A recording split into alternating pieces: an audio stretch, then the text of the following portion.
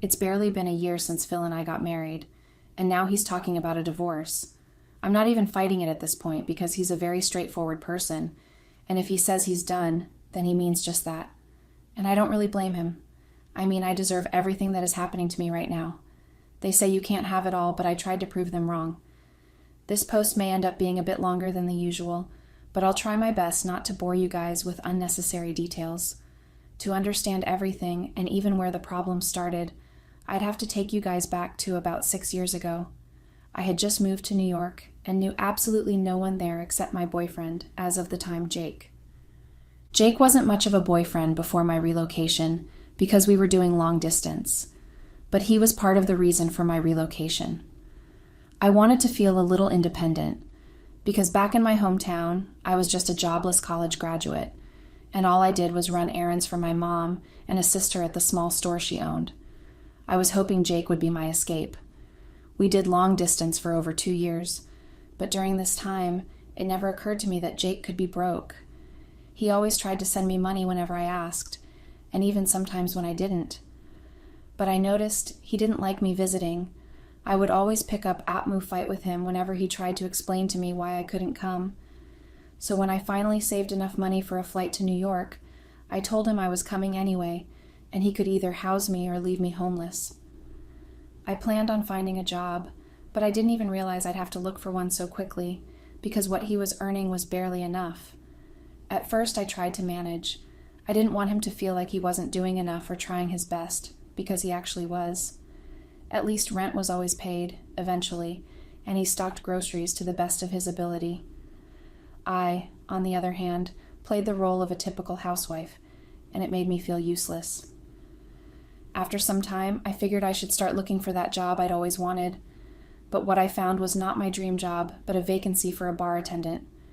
I wasn't left with a lot of choices, so I took it, but not even that coupled with Jake's 2 jobs was enough to settle all our needs without difficulty.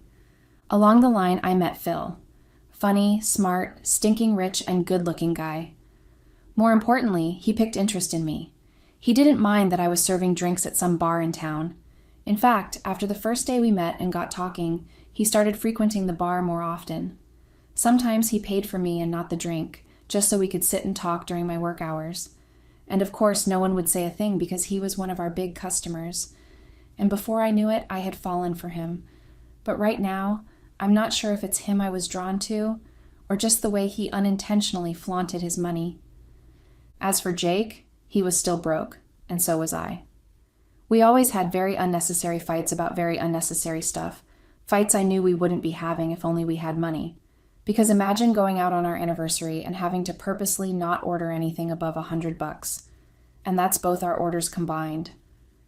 I was tired of living that kind of life and had to end it with him despite the fact that I loved him so much, I just couldn't. My family didn't even like him anyway, because he couldn't provide for me. My mom would get so mad whenever I called her for assistance of any kind. Once I saved enough to get a small apartment of my own, I broke up with him and left the house. Phil and I had already started a serious relationship, and I didn't want anything to go wrong. Phil made life seem so easy. He found me a real job when we were just still dating, and he never failed to shower me with gifts, and even send some over to my parents sometimes. One time he went all out and flew them in and booked a really posh hotel for them to stay in, just because I mentioned randomly that I missed them. On top of that, he was very free and, just likable. He wasn't always the best-looking man in the room, but he wasn't bad himself.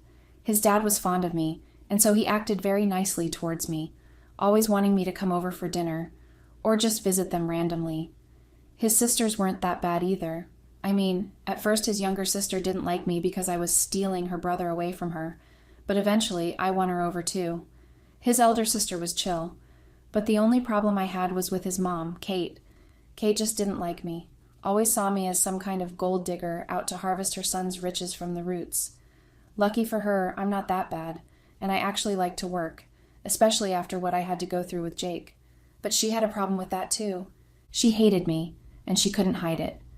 There was always this knowing look of disgust on her face when she saw me. You would think on a day as special as our wedding she would pretend to be nice. Nope. If anything, she wanted the whole day to go wrong for me, looking for ways to pit me and her son against each other. Until the very end, I kept wondering, how could anyone feel so much hatred for another person? Jake and I still kept in touch with each other. I couldn't bring myself to forget him, and neither could he. We never stopped liking each other. The separation was just as a result of circumstances surrounding us.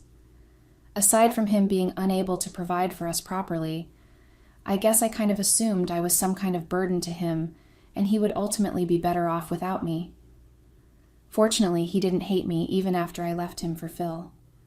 He understood why I did what I did, or maybe he just couldn't get over me. I, on the other hand, enjoyed having him in my life. I just loved the spontaneous vibe that came with being around him. We texted, flirted, and did all sorts of stuff together.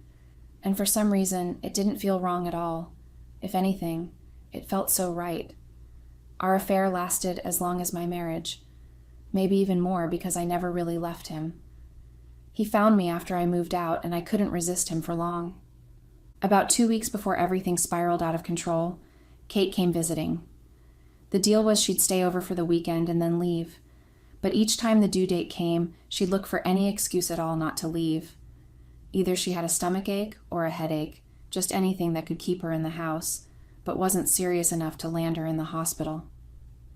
Like I said, she never really liked me, and I guess you could say the feeling was mutual. Not to be disrespectful, but she pissed me off a lot. And don't get me wrong, I fairly loved my husband. I just can't say the same about his mom.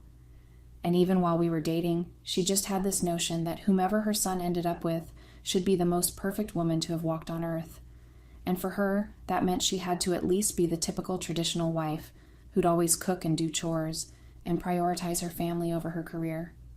I get it that my family should come first, but she just asked too much of me. And the worst part is, she didn't exactly lead by example. She wasn't working, at least I was. She leached off her husband. At least I made my money. But despite the fact that she didn't have a job, she still didn't do the chores she kept scolding me about, because she had maids. Not one, and not two. All she did was order them around, but I guess because I was too busy to follow in her footsteps, she hated it, and me. Phil knew about the weird relationship dynamic between his mother and I, but I guess he just didn't want to have to choose between us both. And he couldn't bring himself to kick his mom out of the house, even when she had obviously overstayed her welcome because, well, it's his mom. I'm sure going against her will to marry me must have been a lot for him, too. I tried to be the understanding wife and not push too hard when she didn't want to leave. Besides, she wasn't exactly invading our space because it's not like Phil and I spent as much time as newlywed couples did anyway. However, she crossed the line that night when she insulted me in front of Monica and my goddaughter Stella. Monica and I had been friends for a really long time. She was my best friend and always looked out for me even during our teenage years. After high school, we went to different colleges and lost contact, but luckily, when I moved to New York, we miraculously found each other again and had been close ever since.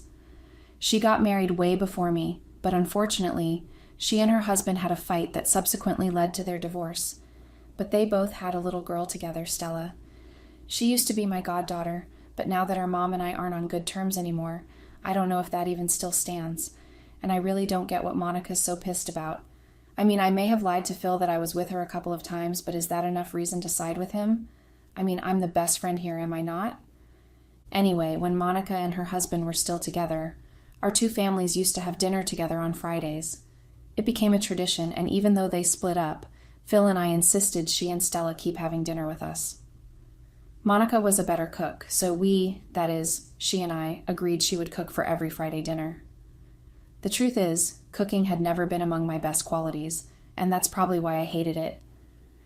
This time my mother-in-law was around because, well, I guess we couldn't just send her away for the night, for the 2 Friday nights actually. Monica got along with Phil's mother really fine and fast. They just kind of connected with each other, which surprised me, because I thought Kate would scold again that I kept a single mother as a friend, because she has a problem with everything. The first dinner we had together was fine, no fuss just yet. I guess she used that to take everything in, access the whole situation.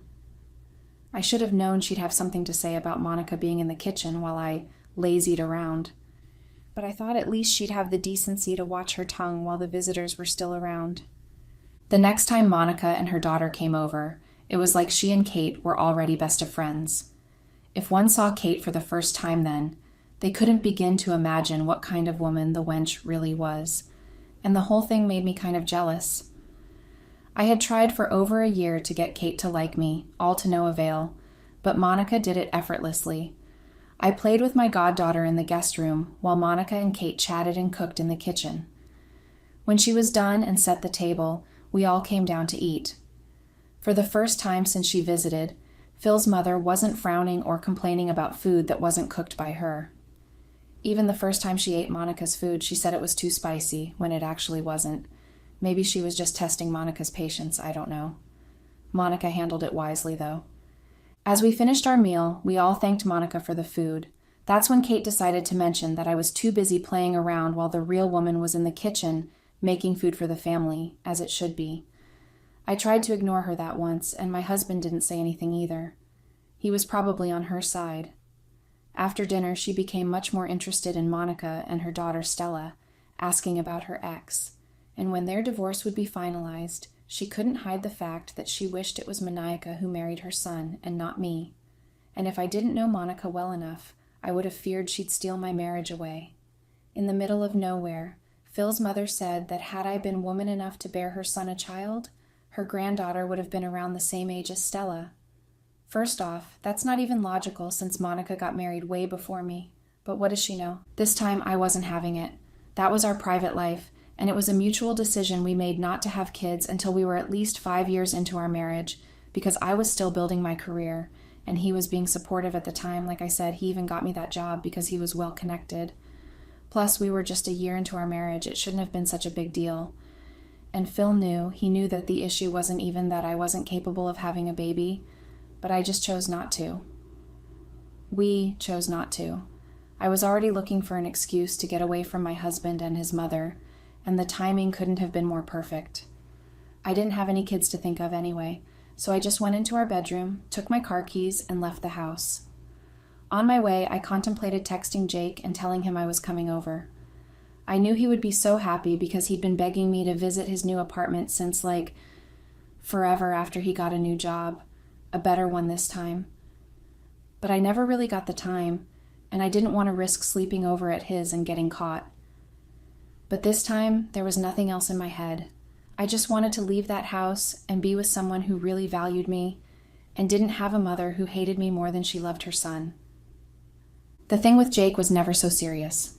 I mean, after we broke up, I obviously couldn't give him my all anymore. I had a new boyfriend who could take good care of me and all, but like I said, we couldn't just leave each other, so we did stuff together, mostly just flirting and sexting, and maybe a few times over the months. We may have physically gone past that, but sometimes I stopped him midway. It didn't feel wrong whenever it was through our phones, but in person I was always cautious and scared. Phil knew a lot of people. My thoughts were, what if an associate of his sees us or something, or I don't know, but I was just scared. But not this time. I was pissed off, and not just by the things Kate said that night. It's something I had been holding for a while. In fact, since she came to the house, I couldn't stand her. Or maybe I was just looking for an excuse to run into Jake's arms. I don't know. Whatever it is, it ruined my marriage. I used the address Jake texted me a while back, and just as I expected, he was so happy when he saw me. At first, he looked more surprised than happy, but it eventually settled in. For the first time since I got married, I didn't feel guilty about being with him and getting sexual with him, and for the first time since I met Phil, we had proper sex. No doubts, no guilt, no fear, just me and him in each other's arms, with no care in the world. I completely forgot about Phil and his mom and the shit she pulled off that night. I didn't go home that weekend. In fact, I not only didn't go home, but I also ignored all texts and calls from home. From Phil, my parents, even Monica. Phil had realized his mistake, and that he should have stood up for me. But it was a bit too late. He didn't do the needful when he should have, and now I'd found comfort in another man's arms. That was the price he was paying for failing to protect me, or at least that's what I told myself at the time. The weekend with my ex was wonderful. We spent enough time together and had as much sex as our bodies could take us. But it was a bit too short, the weekend I mean. And by the end of it, I started feeling a bit guilty again. Maybe it was the fact that a new week was starting and I was going to be reminded of where I ought to be. Plus, I couldn't just skip work. I told Jake I was going back home after work and that we shouldn't have done all we did. It was my mistake. He tried to convince me to stay, but I walked out on him again, just like I did about a year prior. But even my eyes teared up as I did that. It was such a wonderful weekend that I wished it hadn't ended so abruptly. But I was trying to build a stable future, and I needed Phil for that security. Jake was better off than when I left him, but he was nowhere near my husband. But he, on the other hand, didn't just get it. Occasionally we had fights about what I really wanted. He said after I left him he worked his butt off just so he could get enough money and win me back. But I didn't even wait for him. I got married in a hurry, and I only played with his feelings after I got married. Ran to him or cried to him whenever my husband and I had a fight. But he still tried to be there for me every time. Maybe I took that for granted. And he's human, so it's normal that he felt heartbroken, especially after I decided to run back to my husband and my normal life that day. I know his gesture was meant to be that of love, not to cause any rift in my marriage, but it did just that. It was like the universe planned it. Of all days, of all times, it just had to be that day and time. When I went to the office, I couldn't focus. I just couldn't stop thinking about the men in my life and what exactly I was doing with my life. But the thoughts of the good time I spent with Jake couldn't stop lingering in my mind. He was such a sweet soul, and I enjoyed every bit of my stay. I enjoyed the random back hugs, the random kisses, and most especially the sex. It felt like just what I needed to relieve myself of all the stress from the previous week. I thought of his sad face when I was leaving him too, and how much I would have wanted to stay with him, but couldn't, as if he was reading my mind. The receptionist told me I had gotten a package. At first, when I saw the beautiful bouquet of flowers, I thought it was from Phil. I was so excited I took it to my desk and took out the note in it. But before I could read it, I felt a pair of hands over my eyes and everything went dark. The hands didn't last, however, because as he read the note in my hand, Phil lost it. When my vision became clear again, Phil had stormed out of the place, and the larger bouquet he brought me had been smashed on the floor. I was confused at first because I didn't see what could make him so angry. All my coworkers were staring and some even whispering to themselves. I had no idea what they were saying. That's when I turned to the note still in my hands. It read, "I can still smell you on my sheets, and I wish you were here instead of in that cold house. I hope you don't mind that I'm sending this to your workplace, but I just couldn't hold it in any longer. You deserve better than a man who doesn't cherish you and lets others mock you. If you ever need me again, I'll be waiting right here. Jake." For a moment, my brain froze. I thought, this can't be happening. I left work early that day and went straight to Jake's house. The bright smile he had on his face quickly turned into a frown when I slapped him hard and accused him of wanting to ruin my marriage just because I was living a better life than him. I said a lot of hurtful things out of anger, but the ones I remember clearly are that he would always be that poor guy who lived in the equivalent of a slum. And no girl would want to be with a guy like him. He was speechless, didn't even try to say anything, and I didn't wait to hear either. I slammed the door at him and drove home in tears. I kind of felt bad for him, but I felt worse about what I would face at home. But Phil didn't throw me out like I thought he would. In fact, by the time I went home, his mother was gone. However, he didn't act normal either. He kept to himself mostly, refused to eat even when I managed to cook myself. I didn't realize he was using that week to bring my life to an end. By the middle of the next week, I got laid off. Something about the company restructuring. Again. I knew it was just a cover, because I was the only one I knew who got laid off. I went home to Phil, furious, and he probably knew I was going to complain and pick a fight with him concerning my job.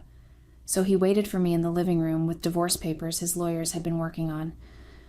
My bags were also out of the bedroom and beside him. He didn't even let me speak, just told me I had 10 mins to park out because some people would be there to force me out once the time elapsed. I saw that coming. I knew he couldn't just stay quiet after what he saw, but I discarded these thoughts as negative ones. I didn't want any more trouble, so I didn't even try to fight any of it. I had some savings but was unemployed and couldn't afford to waste any money. I moved into a studio apartment far from Phil's house. I haven't signed the divorce papers yet, but after meditating on it for a couple of days while sharing my story, I think I'm going to sign it and get it over with.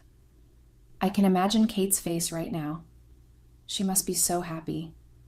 Phil told Monica everything before I could, and now she thinks I'm a bad person, especially after Phil investigated and found out I was never at Monica's when I said I was. It was all a lie to cover up being with Jake. Speaking of Jake, I would have run to him, but I feel too embarrassed. He might send me away too because of how our last encounter ended. Who knows? I might just end up going back to my mother if things don't improve. NYC has exhausted me enough.